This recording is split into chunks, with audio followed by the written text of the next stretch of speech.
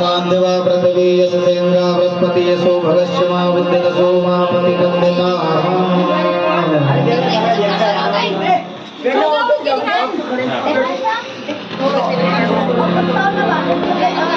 दुखदइयो तनिक रघुवीर किशोरी मोरी छोटी दुखदइयो तनिक रघुवीर किशोरी मोरी छोटी छोटी सी लली छोटी सी लली छोटी सी दुखदइयो परी मोरी छोटी सी तुम तो हो राम जी अयोध्या के राजा तुम तो हो राम जी अयोध्या के राजा हम जनक के गरीब मोरी मोरी छोटी हम जनक राय के गरीब मोरी मोरी छोटी दइयो तनिक रघुवीर किशोरी मोरी छोटी माला डालिए ओम यस्य सामाध्यवा सब लोग तालियों से स्वागत करिए।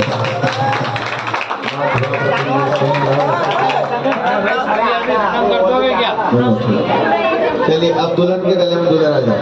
ओम यस्य सामाध्यवा पृथ्वी यशेन्द्रा बृहस्पति यशो भगश्चमा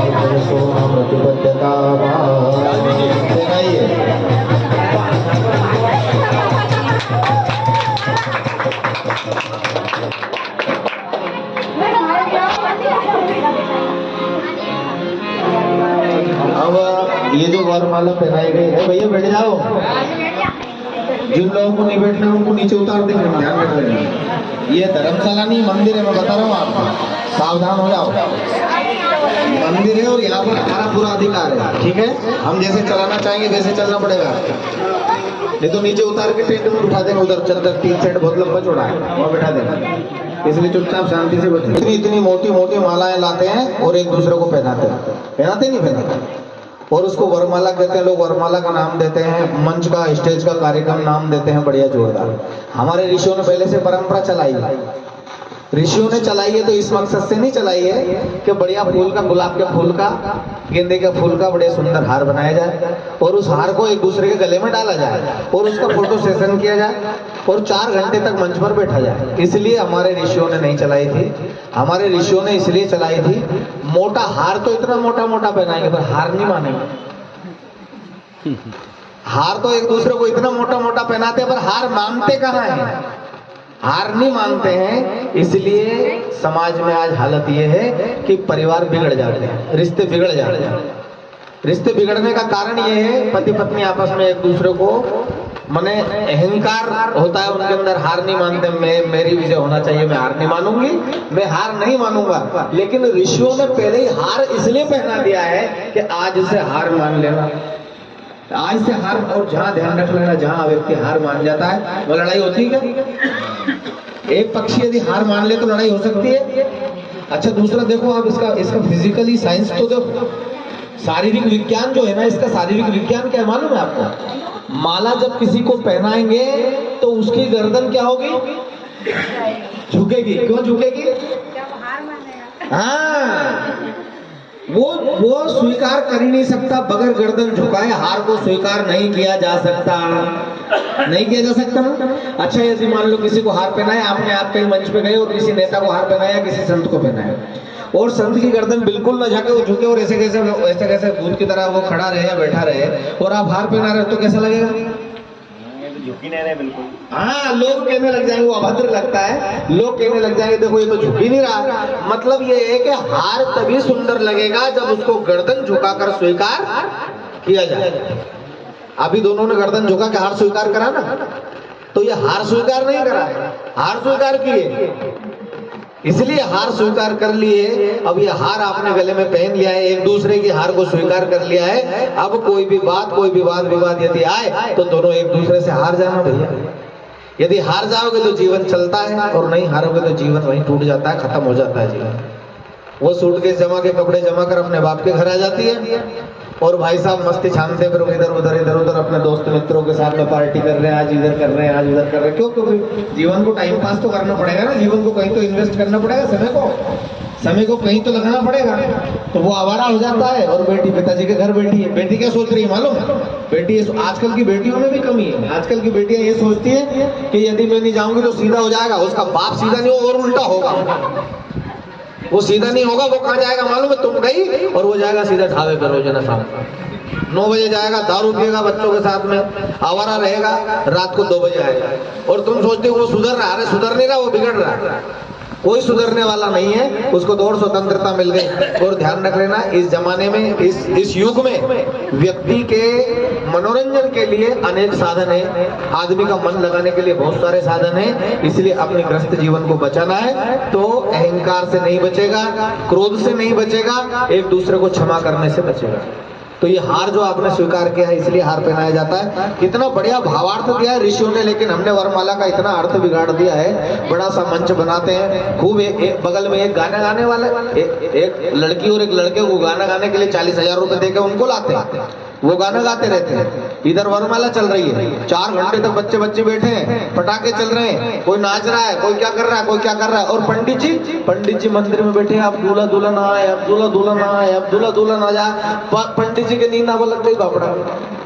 इधर पिताजी ने जब मुहूर्त निकाला, पति पत्नी का दोनों का, इनका कन्या का और वर का जब मुहूर्त निकाला था, तो दोनों बाप, उनके दादाजी, उनके घर के बुजुर्ग लोग 10 ब्राह्मणों के घर गए और ब्राह्मणों को जाके कहा, साहब अच्छो से मुहूर्त हेडो हमारा छोटे उनको, अच्छो से मुहूर्त निकालो साहब। और बढ़िया सा मुहूर्त निकाल के लाते हैं, पत्रिका छपवाते हैं, गणेश पूजन होता है मुहूर्त में। और उसके बाद में जो मुहूर्त बिगड़ने लगता है साहब, गोधूली बेला का फेरा है, और गोधूली बेला में तो फेरा नहीं हो, दूसरा दिन दंगो हो फेरा। तारीख बदल गई। संत रविदास जयंती थी, संत दयानंद सरस्वती जयंती, उस दिन दूसरे दिन तारीख 14 थी, तारीख 15 में शादी हो रही है, कल कराई थी ना 14 तारीख का अष्टमी का फेरा, और वो कब रहा? 9वीं के दिन 15 तारीख में फेरा हो रहा है। बताइए आप, तो तुमने फिर मुहूर्त निकलाया, तुमने इतने परेशान हुए, अब डोकराउंड तो सो गया, खर्राटा ले गया, मैं छोराउंड ब्याह ही उन दे वही नहीं गए राजमा के पीछे। ना तो लड़ा टाइम से तोरण लगाने दे छोरा, ना तो दूल्हा टाइम से तोरण लगाने के लिए जाता है, वो नाच के 3 घंटा बर्बाद कर देगा, रास्ता में 3-4 घंटे वहां बर्बाद कर देगा। फिर जाएगा मंच पे, तोरण तो लगे नहीं, जाए मंच पे बैठ जाए, फिर मंच पे फोटो खींचना, ऐसे फोटो और सारा सत्यानाश संस्कृति का कर दिया, आड़ा टेढ़ा मुंडा कर करके ना, बस फोटो खिंचवाने में 4 घंटे लगते हैं। 4 घंटे मालूम, हमारी हालत खराब हो जाती है, पंडितों की हालत खराब है। हम बैठ गए जाके वहाँ 8 बजे से 7 बजे जाके बैठ गए, हारमोनियम सामने रखा है, तबला पेटी सामने रखे, कुंड देवता से यहाँ यज्ञ देवता, यज्ञ वेदी सामने, भगवान सामने, और हम लोग तैयारी में बैठे हैं। भाई साहब कब आएगा यार? बोले अभी तो मंच पे बैठे हैं यार। भाई साहब कब? बस थोड़ी सी 1 घंटा और रुक जाओ बस, खाली बेचारा बासाबन तो सो गया, उनको कौन जगाए उनसे, और छोरा उनको आवन ही दे वहां से। रात के 2 बजे तक मंच पे बैठकर लोग समय को बर्बाद करते हैं, मालूम है आप, सिर्फ वरमाला के कारण, और उसको कहते हैं वरमाला। और फिर बाद में 1 साल हो, 1.5 साल हो, फिर वहां कोर्ट में 2 पति पत्नी कोर्ट में दिखे, फिर एक इनका कटघड़ा में खड़ी हो, एक इनका कटघड़ा में खड़ी हो, जज उनका हाथ जोड़े, अरे रेलो 1 साल तो रेके देख लो, जज हाथ जोड़े उनका, और वे कहते मैं नहीं रहूंगा इसके साथ, मैं नहीं रहूंगी इसके साथ। क्यों भैया? इसलिए कि तुम लोगों ने जो संस्कार का नाम दिया था, हमने भारतीय संस्कृति ने जो संस्कार को नाम दिया था कि संस्कार किस लिए करवाया जाता है, संस्कार क्यों होता है, संस्कार का मतलब क्या है, वरमाला का मतलब क्या है, यज्ञ वेदी का मतलब क्या है, तुम्हारे 7 फेरों का मतलब क्या है, तुम्हारे 7 चरण जो रखते हो तुम, सप्तपदी करते हो, उसका मतलब क्या है। इन मतलबों को तो समझा ही नहीं। अब तुमने जैसे ही 4 बजे गए, 3:30 बजे मंच में से उतर के गए, अब फिर बचा मेकअप, फिर आधा घंटा लग गया मेकअप करने में। 4 बजे दूल्हा दुल्हन हम लोगों को मिलते हैं, और उसके बाद में आते हैं, और वो बराती में जो रेनी भी आवारा उचक्का हम जो अभी नाच रहे था, वे थक गया, दारू भी उतर गई उनकी। अब आएगा गुरुजी थोड़ा जल्दी कर लीजिए, फिर 4 बजे आगे कहेंगे गुरुजी थोड़ा जल्दी कर लीजिए, और आधा घंटे में साहब शादी करवानी पड़ती है। स्वाहा जाओ भैया नरक में जाओ, मैं क्या लेना देना, हम तो 4 बजे तक तुम्हारे लिए जग रहे थे। ये होता है। लेकिन तुम लोग तो अभी दिन में हो रही तुम्हारी शादी, तुम तो सौभाग्यशाली हो, तुम्हारी बात नहीं है। लेकिन ये सामाजिक जो परंपरा है, उन सामाजिक परंपरा की बात कर रहा हूँ। तुम तो इतने सौभाग्यशाली हो कि तुम्हारी शादी मंदिर में हो रही है। विवाह संस्कार हमेशा मंदिर में, गौशाला में या यज्ञ की वेदी है, जहाँ पर कहीं पांडाल में, भगवान का तीर्थ में होना चाहिए। लोग वृंदावन में जाकर शादियां करते हैं। तो ऐसे शादियां ऐसी जगह पे होना चाहिए, होटलों में शादी नहीं होना चाहिए। बगल में कभी कभी तो वो भी लाड़ो भी थोड़ा सा एक ढक्कन ले ले यार, तार नींद नहीं आएगी, बढ़िया रहे, वो ठंड भी नहीं लगेगी, वो भी टन। तो बगल में बैठे वाला भी जो 3-4 रहे बगल में, जो भैया उन रहे तो पिया चेक कर रही से वो लाड़ा के भी पिला देगा। तो ये हालत है। इसे संस्कार थोड़ी कहते हैं, इसे संस्कार नहीं कहते। संस्कार होता है जैसे अभी हो रहा है, बढ़िया शांति से हो रहा है, ना तो कोई ज्यादा भीड़ भड़क का है ना कुछ नहीं। आइए आगे बढ़ते हैं। तो वरमाला क्यों पहनाई गई पता है नहीं पता है दोनों को? काहे के लिए पहनाई गई? कि कभी भी ऐसा मौका आ जाए तो हार मान लेना, ध्यान रख लेना, एक दूसरे से हार जाना। आइए, हस्तपीत करना, हाथ पीले करेंगे दुल्हन के माता पिता।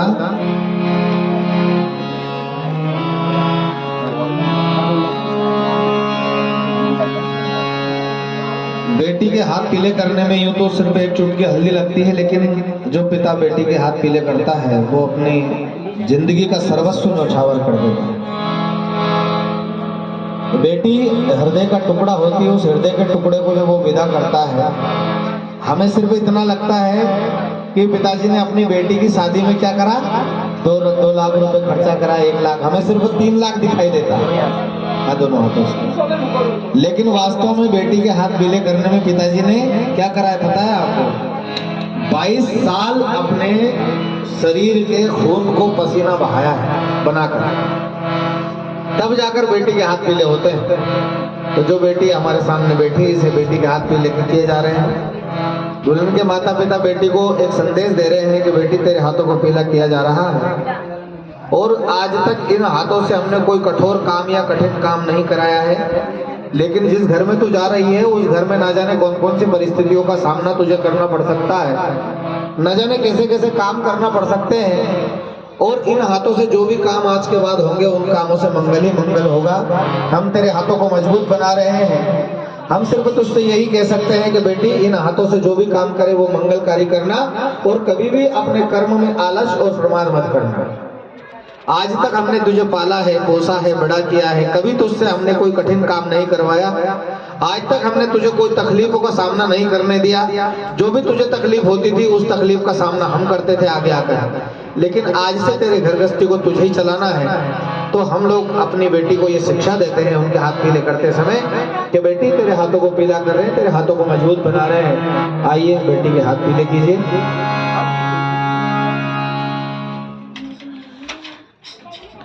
ओम ह्रीं भोगे परीति बाहुं जायाहेति परिवादमान् हस्तयो विश्ववयुनानि विद्वान् पुमान् पुमान् संपरिपातु विश्वतः। लगाइए 4-5 बार लगाइए। मैं आज पिता के नाम का अधिकार समर्पित करता हूँ, ये कन्या रूपी रत्न तुम्हें मैं आज समर्पित करता हूँ, ये कन्या रूपी रत्न तुम्हें मैं आज समर्पित करता हूँ।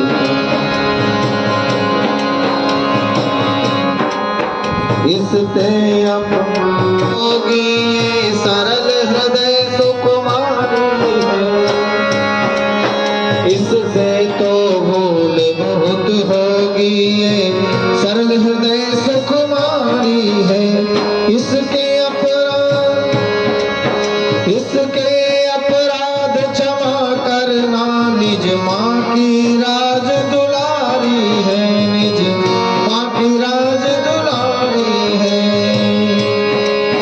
मैं आज पिता कहलाने का, आज पिता कहलाने का अधिकार समर्पित करता हूँ, ये कन्या रूपी रत्न तुम्हें मैं आज समर्पित करता हूँ।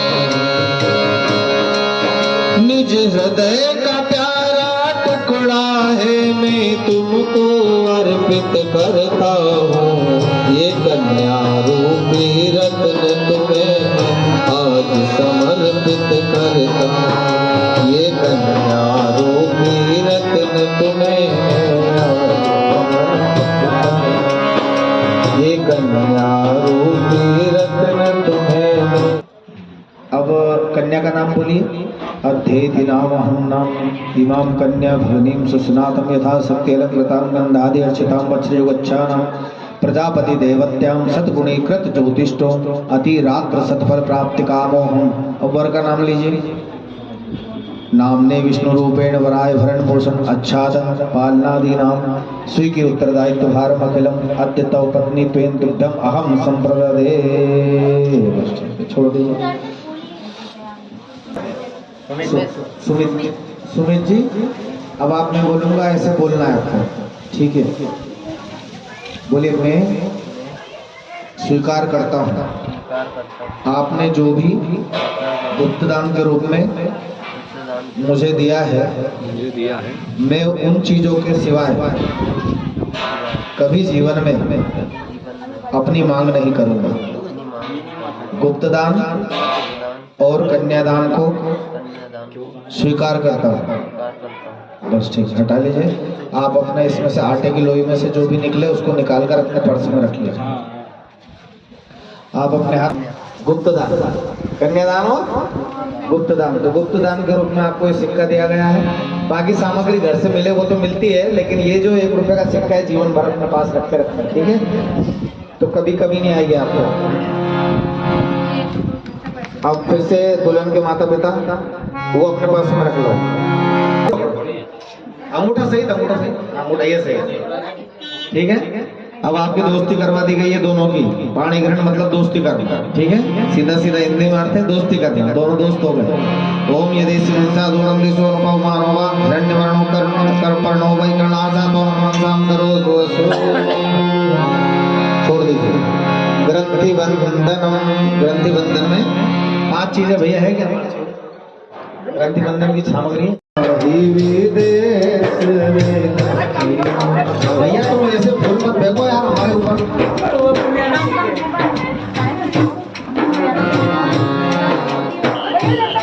ओम तत्समग्रे परिवंत सूर्यं भगवनासा बनापति अब हुई बेटी पराई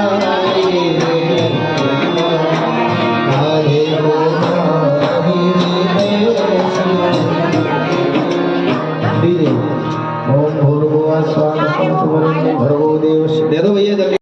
ओम सर्वं व्याप्तं चराचरं तस्य यस्य तस्य साक्ष्य प्रदीयतां। दूसरी डेयरी पे रखिए। ओम जीवात्मा परमात्मा जब प्रति आकाश मोजा सूर्य निकाल मध्य तस्य साक्ष्य प्रदीयतां। तीसरा चरण ओम प्रणवत्र गुणास्त्र देवास्त्र शक्ति जपराण लोकरात्र। चौथा चरण ओम